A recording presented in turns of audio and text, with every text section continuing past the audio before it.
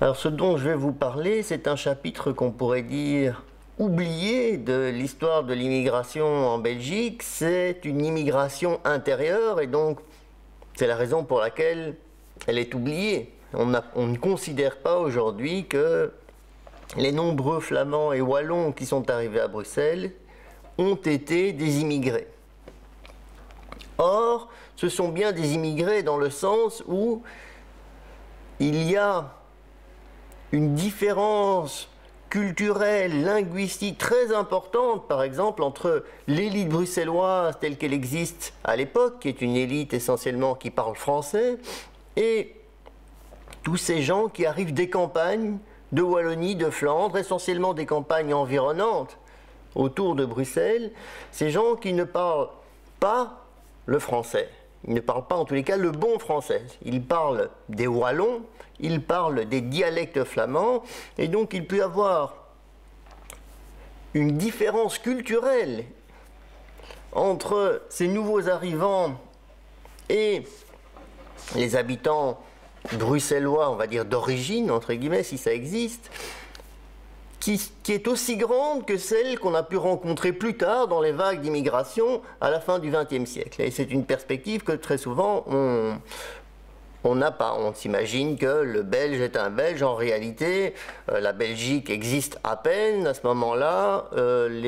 L'unification linguistique et culturelle n'est pas réalisée. Il n'y a pas de standardisation de la langue et donc les différences culturelles, d'autant plus que, bien entendu, tous ces gens qui arrivent sur le territoire bruxellois, ces paysans, eh bien, ils vont travailler dans l'industrie, ils vont former les classes basses de la société bruxelloise. Et donc, évidemment, la question n'est pas essentiellement une question culturelle, c'est d'abord une question sociale. Ce sont eux qui vont constituer les travailleurs de Bruxelles, exactement comme les immigrés de l'après-Seconde Guerre mondiale ou de la fin du XXe siècle.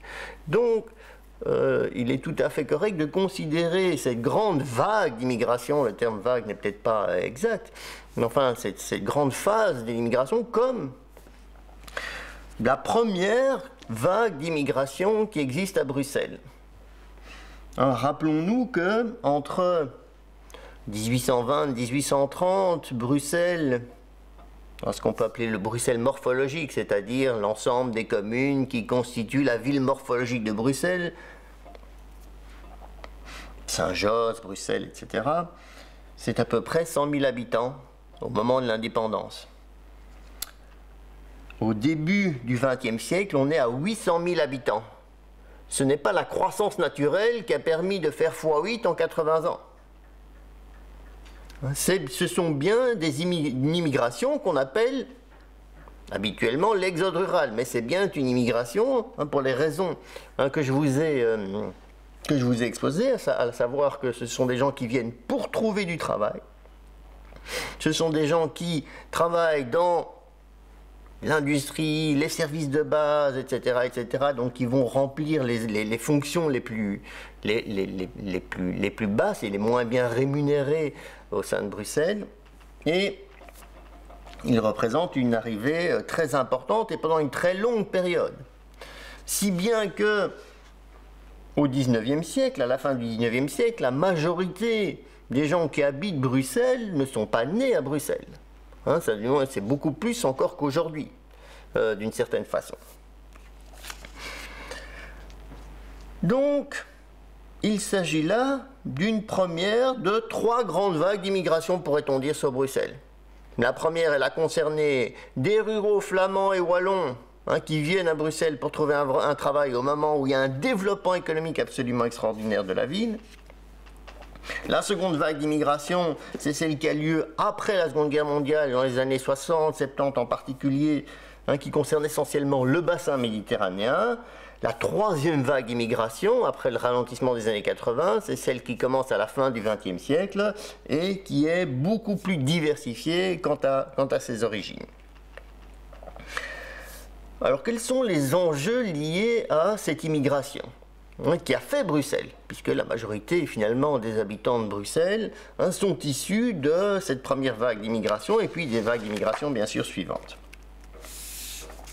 D'abord, bien entendu, où vont résider ces ruraux flamands ou wallons, enfin probablement qu'ils étaient plus flamands que wallons, en tous les cas quand ils remplissaient, on va dire, les emplois les plus faibles, eh bien, ils vont aller densifier les quartiers les plus pauvres.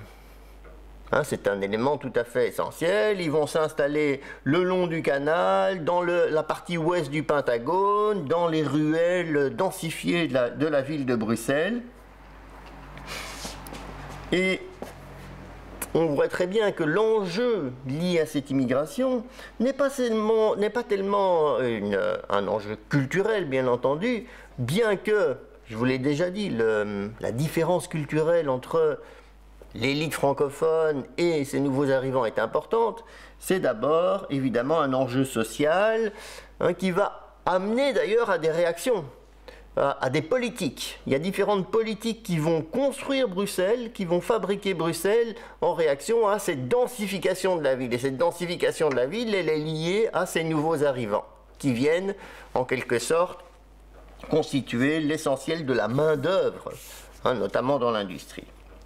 Alors, parmi ces transformations qui vont s'effectuer, évidemment, il va y avoir tout le mouvement hygiéniste et de restructuration de la ville, le voûtement de la Seine, les grands axes.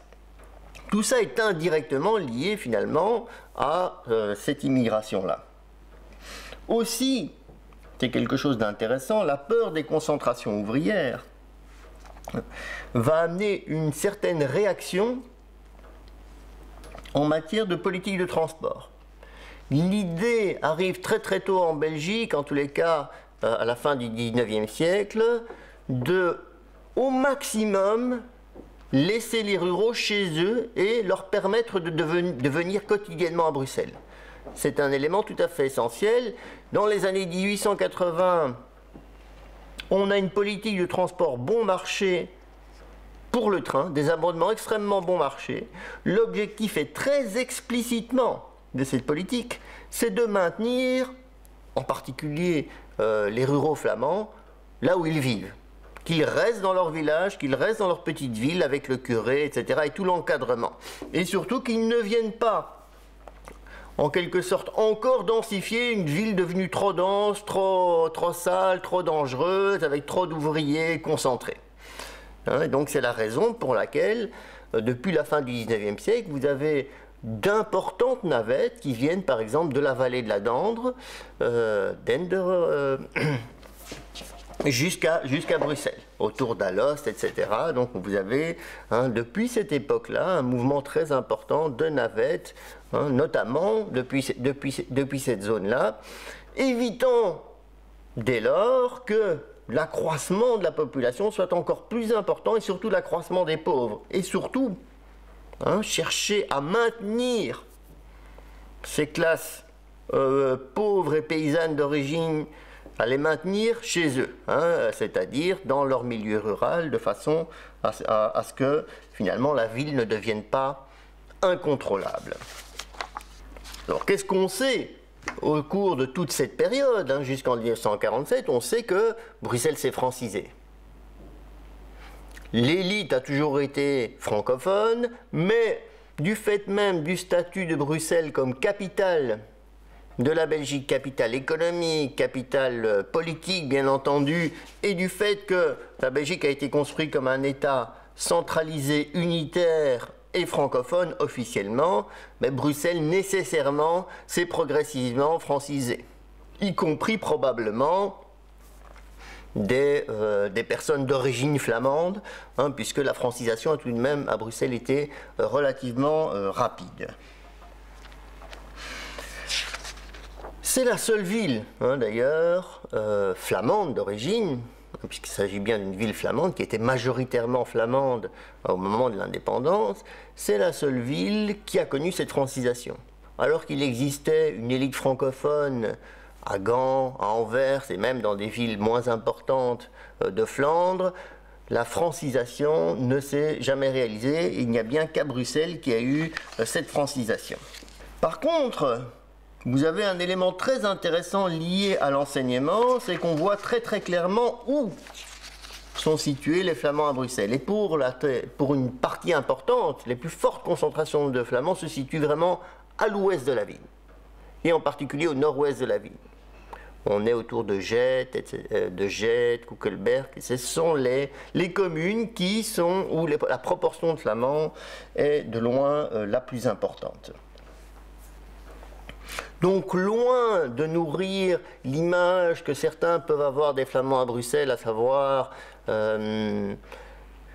des urbains, gentrifieurs, très qualifiés, qui existent bel et bien, hein, qui ont choisi de s'installer à Bruxelles, mais ils représentent quand même une proportion très limitée de ce que sont les Flamands à Bruxelles. C'est quand même probablement autour de 100 000 personnes. Hein, et ces 100 000 personnes, ce ne sont pas ceux qui ont un commerce rue d'Ansart, etc. Ce sont aussi toute une série de personnes qui appartiennent aux classes moyennes et qui sont ancrées à Bruxelles depuis longtemps, et surtout dans l'ouest de Bruxelles. Dernier élément, avant de parler des migrations vraiment les plus récentes entre Bruxelles et la Flandre ou la Wallonie, dernier élément, c'est que cette question, on ne peut évidemment pas y répondre complètement parce qu'il existe encore à Bruxelles des bilingues et des vrais bilingues, et notamment dans le nord-ouest de la ville. Ce sont des gens qui sont francophones et flamands et qui ne pourraient se définir ni comme l'un ni comme l'autre. C'était beaucoup plus présent probablement il y a plusieurs décennies à Bruxelles, mais cette réalité à Bruxelles existe encore, et donc on ne peut pas nécessairement définir quelqu'un comme francophone ou flamand, si bien que c'est normal que les chiffres ne puissent pas être précis quant au pourcentage, au nombre de flamands. Dernier élément qu'on pourrait discuter, c'est qu'il y a aujourd'hui, et sur les dernières décennies, excusez-moi, des mouvements importants entre Bruxelles d'une part, la Flandre et la Wallonie d'autre part. Chaque année, des dizaines de milliers de personnes quittent Bruxelles vers la Flandre et vers la Wallonie, et chaque année, un peu moins font le trajet inverse. Si on prend les chiffres les plus récents, on a tout de même 40 000 personnes qui ont quitté Bruxelles vers la Flandre ou la Wallonie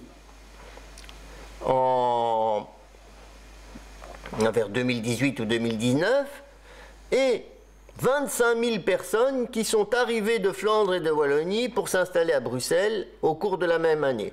Donc chaque année, par rapport au reste du pays, Bruxelles perd tout de même 10 à 15 000 habitants, et ça fait plusieurs décennies que ça dure. Alors, si on regarde où s'installent ces personnes qui arrivent de Flandre ou de la Wallonie, c'est extrêmement intéressant. Attention, on ne peut pas dire flamand ou wallon, parce qu'une partie des gens qui arrivent de Flandre sont aussi des francophones de Flandre, hein, puisque dans les communes alentours, il y a des pourcentages qui peuvent être relativement élevés de francophones dans les communes du territoire flamand. Et ça confirme ce qu'on sait, c'est-à-dire l'importance de l'ouest de Bruxelles comme lieu d'installation des Flamands. Donc même les nouveaux arrivants, ils arrivent véritablement dans l'ouest, alors que les Wallons, ils s'installent vraiment en tous les cas en proportion la plus importante, dans la partie est et sud-est.